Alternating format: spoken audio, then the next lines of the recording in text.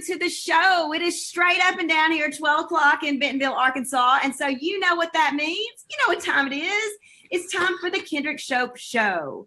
Thank you so much for being here. It is an absolute pleasure to have you all here with us. Yesterday, we had all kinds of technical snafus because it was our first show, and I am the producer, the talent, and everything else that goes on. I have no clue what I'm doing, but we'll figure it out, right? Today, we have got an amazing guest here with us, Hank Norman, media mogul. The man has worked with everybody, Grant Cardone, Oprah, the real live Oprah. He knows her. He probably has her number in his cell phone. Barbara Walters. He started The View. He's worked with Billy Bob Thornton. I could spend the whole show telling you who he's worked with. But instead, I'm gonna let him tell you all about it. But before we get there, we got to have a warm-up moment, right? And so we're gonna piggyback on yesterday's mom epic fail moment of the day. If you have a mom epic fail moment of the day, tweet me at Kendrick Shope or share on Instagram. What is your mom epic fail moment of the day? Because moms, listen, I know we're doing it backwards in high heels. It is hard to get it all done, and we need to commiserate over our epic fail moments. I'm going to share mine because I didn't get to share it with you yesterday on Instagram. The controls weren't working well. I just want to share with you what my mom epic fail moment of the day looks like because I just couldn't do it justice. All right. So here you go. This is my daughter's hair after she swam and went to bed without her mama brushing it. Now you may think, Kellyanne is 9, Kendrick. Come on. She needs to be brushing her own hair. But no, not my kid. She doesn't have normal hair. She's got this hair that just wraps around the strands and you cannot get a brush through it. And I know what you may be thinking. I've got this great brush. I've got this great product. Honey, I've tried it all. I spent $200 freaking on a hairbrush because I was promised no more tats, no more tangles. We still got this. This is my mom epic fail moment of the day. Share a picture of yours on Instagram and let's commiserate on what it looks like to be doing it backwards in high heels, being a mama, and loving on each other, even though we have some epic fail moments. All right, so I'm not going to waste any time. I am going to jump right in. I teased about it at the top of the show. We have got Hank Norman here with us live from New York City. I was sitting at Cracker Barrel last night because we don't have a stove here in corporate housing. And Kellyanne and I had to take Kellyanne to Cracker Barrel because that's the only place I know I could get her vegetables. Y'all don't know what Cracker Barrel is. Y'all are missing a great Southern pleasure. But anyway, and I thought, oh my God, I need to ask Hank to be on the show. Hank is one of my favorite people I have met in this online, whatever experiment, the entrepreneurial experiment, because he is the real deal. He is a straight shooter. There is no fluff. He's going to tell you like it is. And it is an absolute pleasure to have you here live from New York, Hank. Welcome to the Kendrick Shope Show. Hello, Kendrick. How are you? I am fantastic. Thank you for being here. My pleasure. So a little bit of background about Hank's experience. I teased a little bit. You know what, Hank? I'm just going to ask you, what's Oprah like? Let's see. I only met her once, actually, when I was at Oxygen. Okay. Only met her once. Yeah, she ate one of my potatoes. She walked down. We used to call it the zipper because all of our desks were out in the open at the Oxygen Network in Chelsea Market in Manhattan. And she walked down the aisle, and I was eating lunch, and she ate from my lunch, and we said hi, and she asked me what I did, and that was it. I mean, did I work with her directly? No. My wife probably did more because her dad was general counsel at Harpo, and Kathy interned there, but yeah, I mean, I didn't really. Cool. Other than working at Oxygen and having Oprah eat my potato chip. I mean, I was on air with Gayle King. Gayle King and we were on air every day together for years, but yeah. So what's that like? All right, we'll take Gayle. That's the next best thing. What's Gayle like? Tell us the Gayle. Gayle's awesome. I mean, Gayle, what I love about Gayle, which is the lesson that you teach and you embody, is this idea, which a lot of people have difficulty with for some reason, which is who they are on screen is who they are on camera. And a lot of people put on airs or try to act or perform or do this thing, and it's just not worth it. Like there's no there. And Gayle is exactly as she's talking on CBS every morning, as she dealt with everybody on air at Oxygen back in the day. Now what, 17, 18 years ago. That's a skill. Learning to be relaxed in yourself on camera takes practice. It's not just something you get up and do, but that is Gayle is Gayle. The same person you see there is the same is true for Oprah. The people that have made it, Howard Stern's, Oprah's, anybody who's doing the job, as soon as they walk off camera, you really can't tell the difference between that. There is no difference. They are who they are. That makes me so happy because Gayle's like America's best friend, you know, because she's Oprah's best friend. So like everybody sort of adopted her. And It makes me so happy to know that what you see is what you get, which I've never understood how to do that differently. Anyway, I'm not smart enough to try to be somebody that I'm not. Like that would have to take some major skill.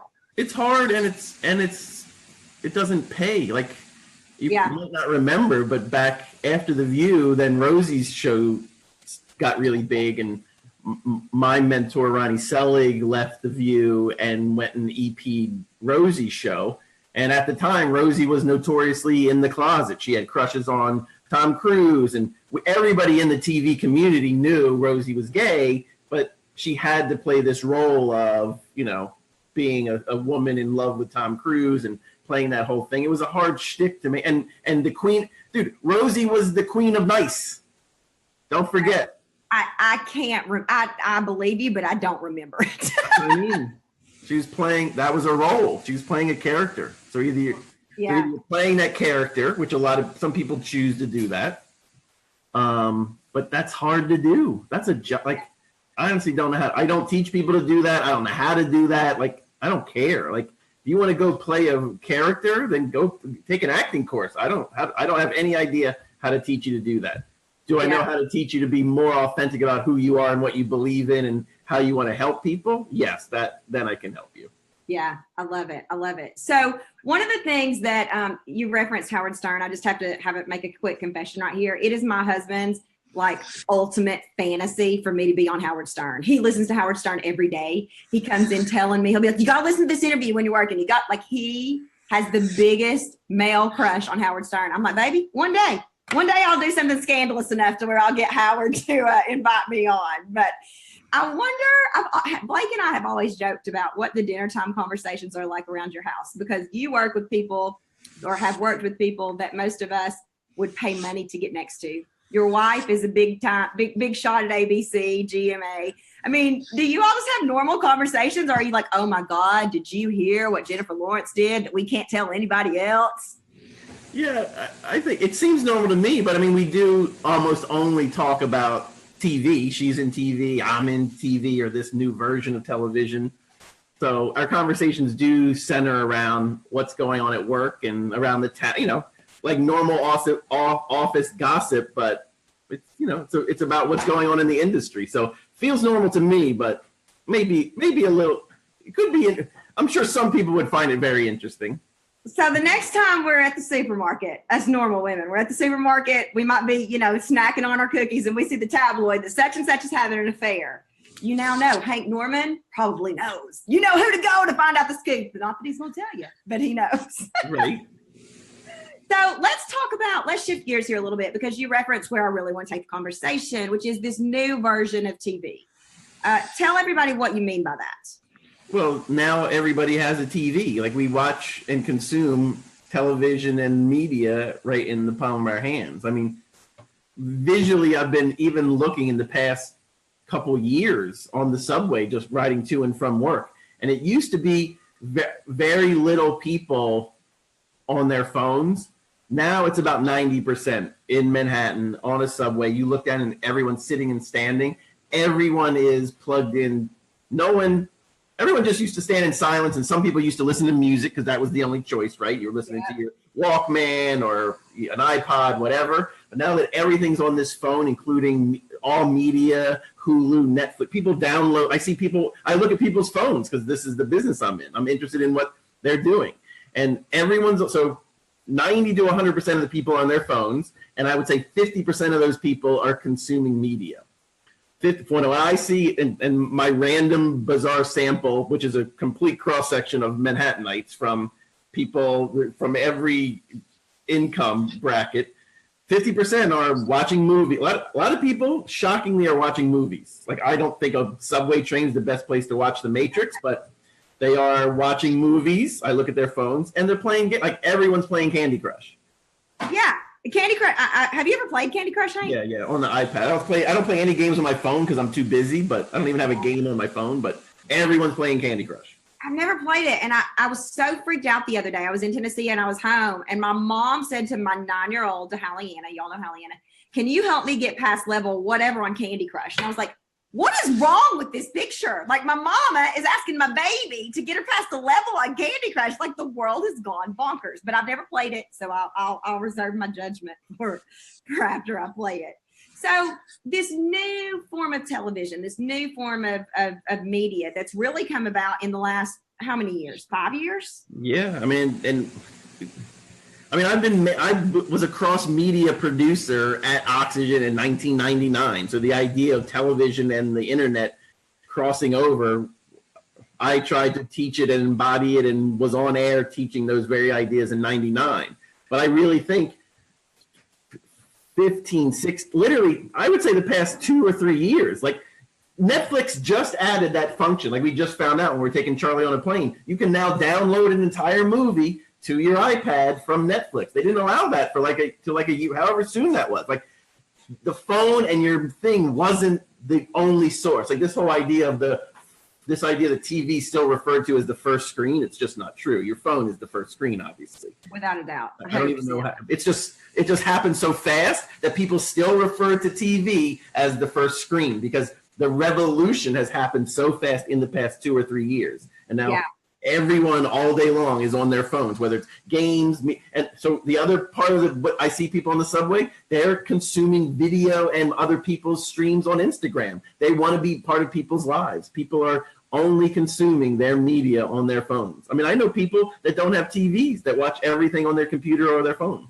Yeah, absolutely. When we were in corporate housing earlier this year in Greenville, we didn't have cable for like six weeks. There was an issue, and we just plugged our computer right into the TV because it was bigger, but it all streamed right off the computer. So there's a huge lesson here for anybody who is running a business, for anybody who is wanting to be famous, which we're going to talk about in a minute.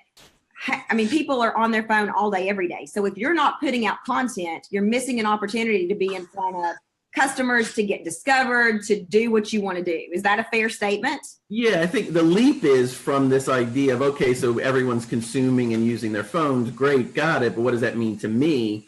And what that means to you is there's an opportunity there. And by opportunity, I don't mean it same sense of there's an opportunity for you to boost a post on Facebook, or there's an opportunity for you to take out an ad in a magazine or a paper or be on the placemat of your local diner.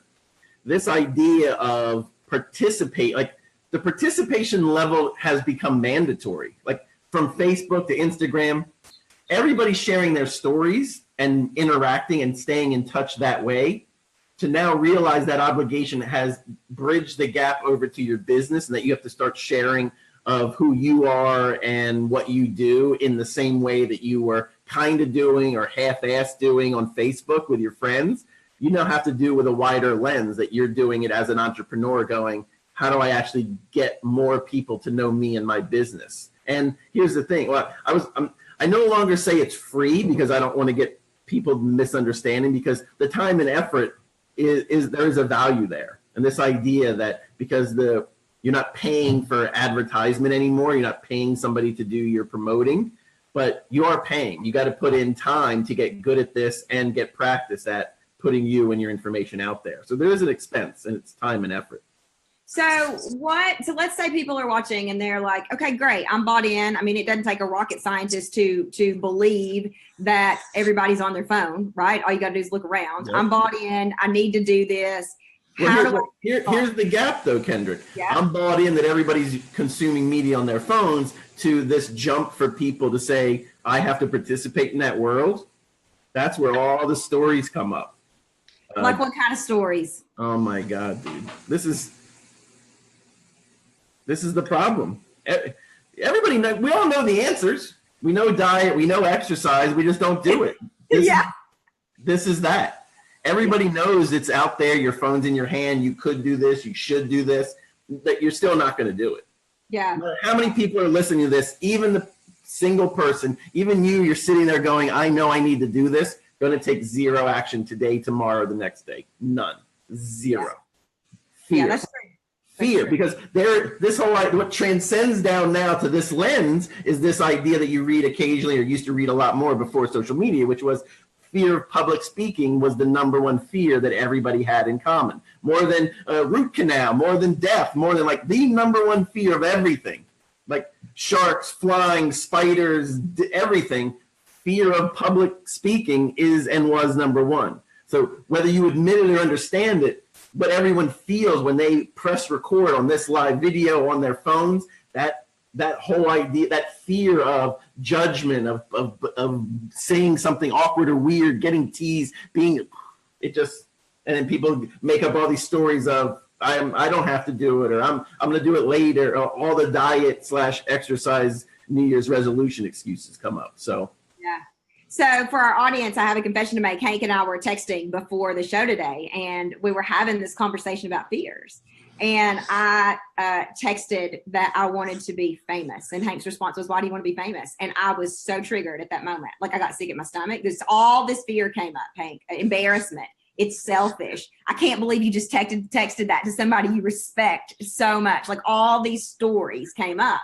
And I've never had a fear of public speaking. But the minute I texted that and you texted back, why? Instantly, I was like, this is how other people feel when they are going to press record. I've just made this big confession that this is what I want. And I think I have pretty damn good reasons to want it, but still, it's what I want. And so talk to me about that. How do you overcome that? Even if it's the fear of pressing record, is it the fear of saying what you really want? Like you coach people through this all the time. Now go that one step further. What is it for you that what's embarrassing about admitting that? Where does that come from for you? It feels selfish. It feels like Why is that bad? I don't know. Like a great coach once told me that you're not allowed to say, I don't know, that you should always know the answer. Maybe I was raised to think that it's selfish. I don't know. So I'm a little bit, I get a little bit fired up when we talk about this industry because everybody says they want to help people. I want to help people. I do help people every day. You help people every day. But if it was only about helping people, you could go down to the local food bank and help people for free. So there's this balance of admitting, yes, I want to help people. Yes, I want to make a lot of money. You know what? That opportunity I had to be on Steve Harvey was one of the best freaking experiences of my life. I want more of that. And if that's what it takes when you're to be famous, then okay, great. So it's more of a feeling state, I guess. I was fortunate enough to have that experience thanks to you. So, but I want more of that. It felt good. I loved it. I liked being picked up in the black sedan. And for those of y'all who don't know, this is the great story.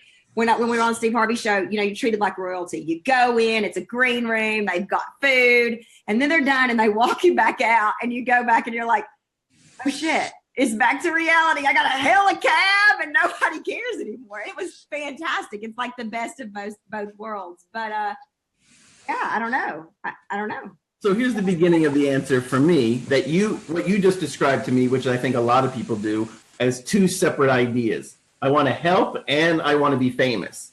I don't see them as two. You said you have to strike a balance. That's interesting. Okay. That's not a reality to me. That's not how it works. So how does it work? They're the same thing. Being famous and helping people are the same thing? You can't help people unless people know you.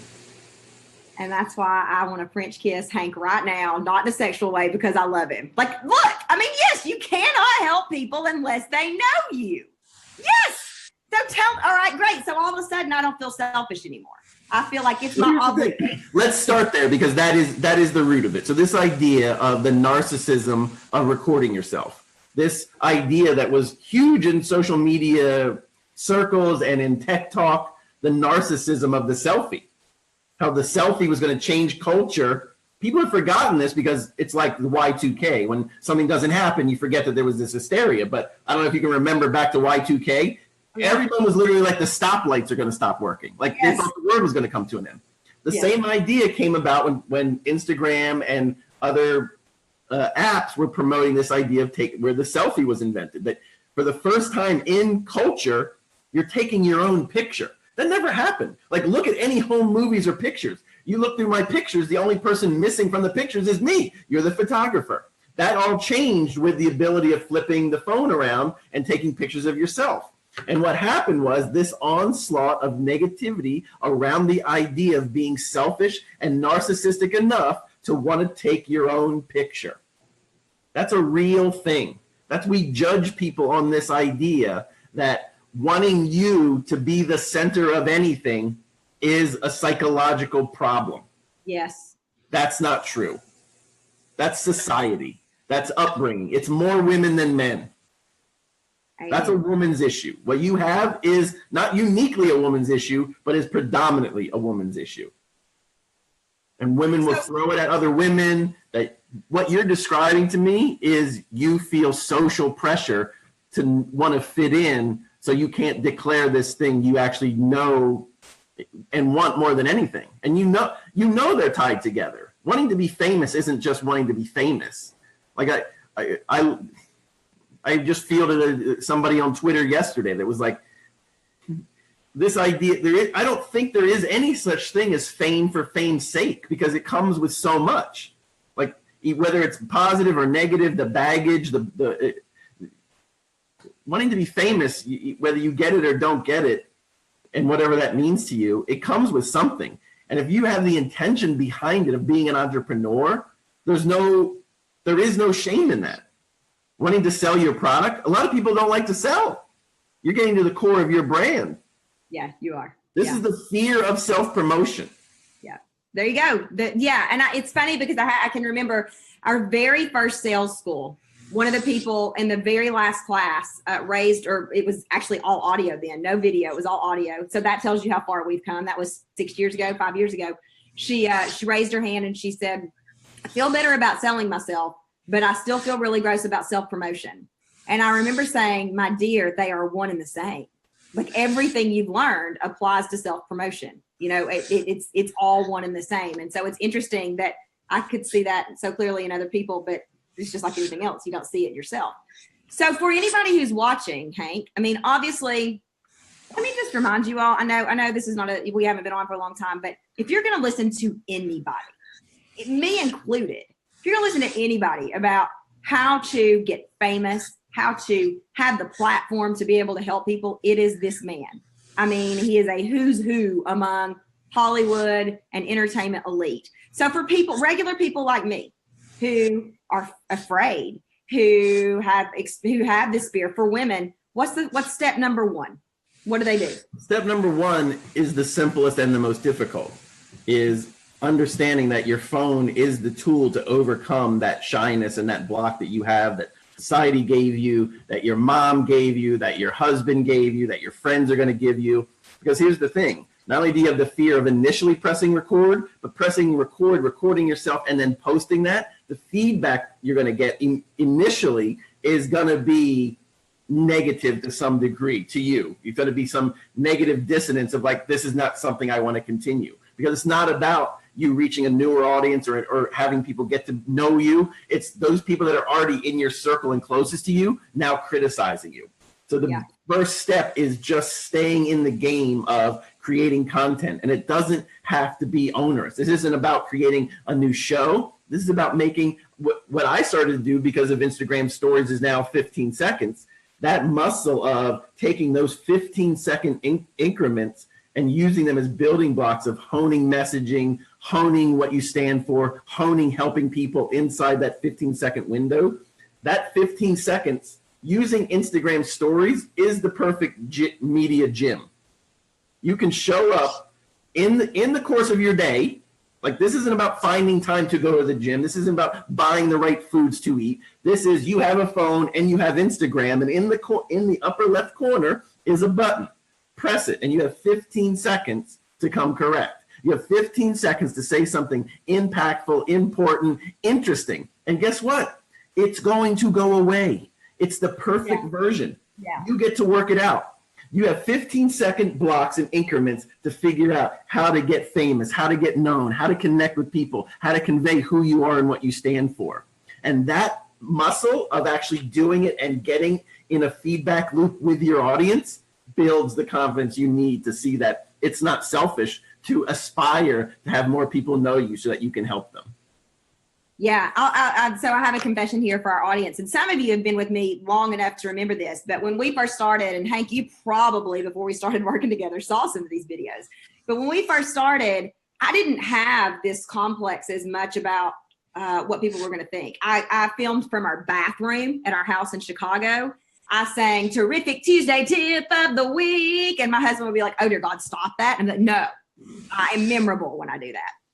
But when we created some success and we got known, we built a platform, and then somebody I really, really, really respect in the industry said, you have to stop that. You're making an embarrassment out of yourself. And that one comment haunted me for 2 years. And I went on this journey to try to figure out, well, what is the balance of me being me? Kind of like what you were talking about. I said I didn't know how to do it, but actually, if I look back, I tried to be all these other things so that we would connect to more people.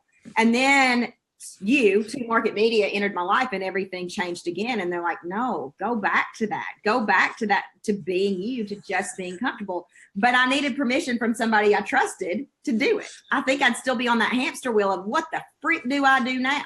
You know?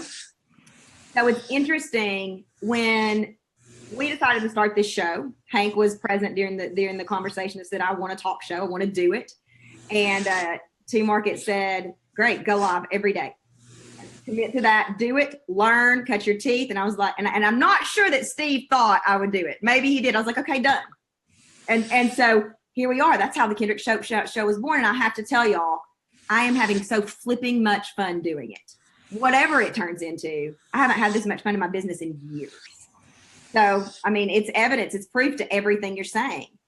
I'd love to know, audience, your thoughts about all this. If you've got questions for Hank, tweet us at Hank Norman or at Kendrick Shope. I'll make sure Hank gets them. You're not going to get an opportunity to ask somebody this brilliant, a media mogul like Hank, questions too often. He's also got a Facebook group that I will, I'll post the link to when we're done. But at Hank Norman on Twitter or at Kendrick Shope on Twitter, let us know. What are your thoughts? What are your questions? What do you think about this idea of pressing record? Can you do it, ladies? It's scary as all get out.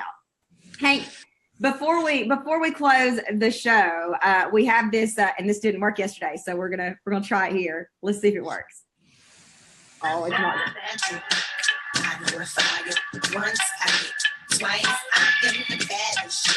Okay, so that is, I got the magic stick. And what is today's magic stick? Today's magic stick is where we talk about one product, one something that I am head over heels, want a French kiss. That's my new saying. I want to French kiss it. I am in love with.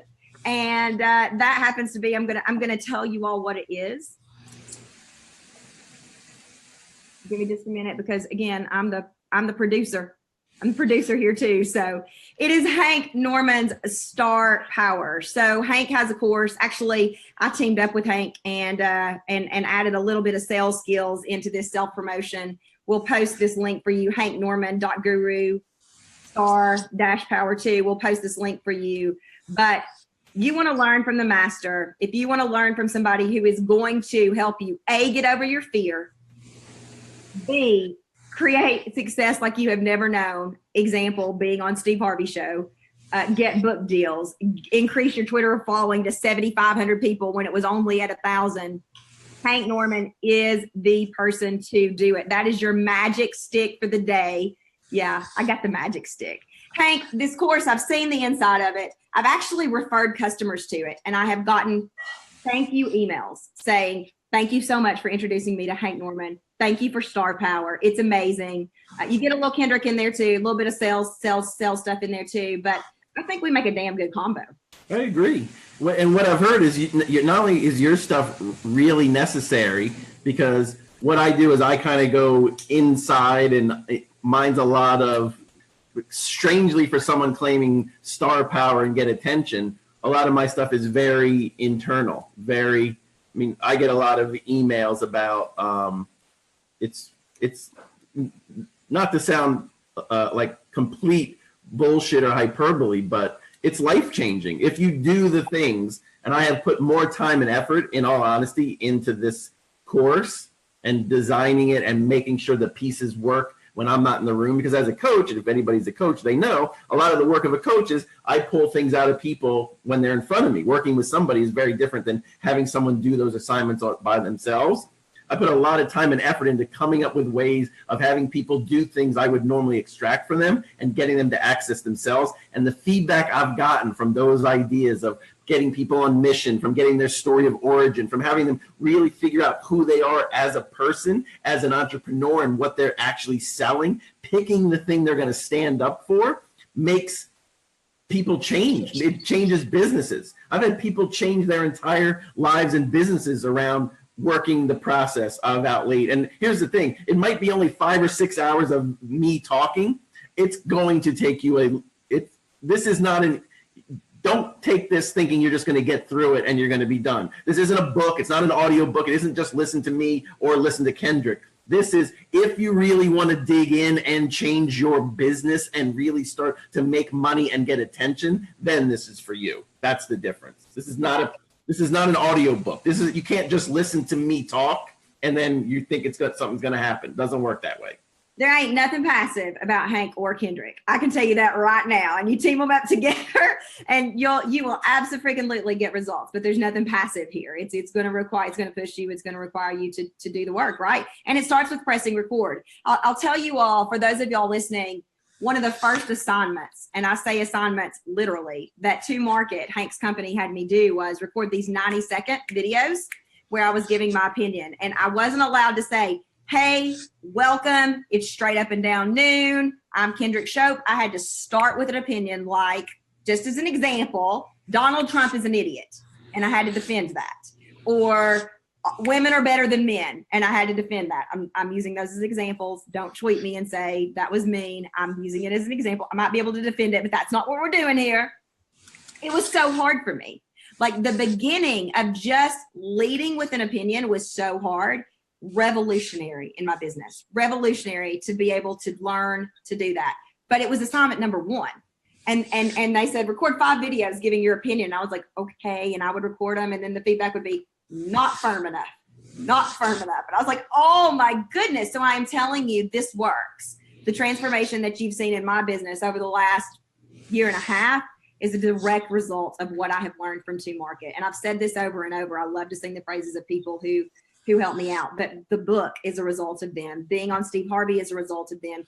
This show is a result of them. My newfound confidence is a result of them. And I remember, Hank, when we first, we'd probably known each other for a couple of months. And we were talking about how impactful this was. And you said, Kendrick, I've had people tell me their sex life has improved since going through this process. I mean, it really is life-changing, not just business-changing. You hear that all the time, right? Yeah. I mean, it's a whole, it just like you said, here's what I don't want people to miss, because it's the important part. You are an opinionated person.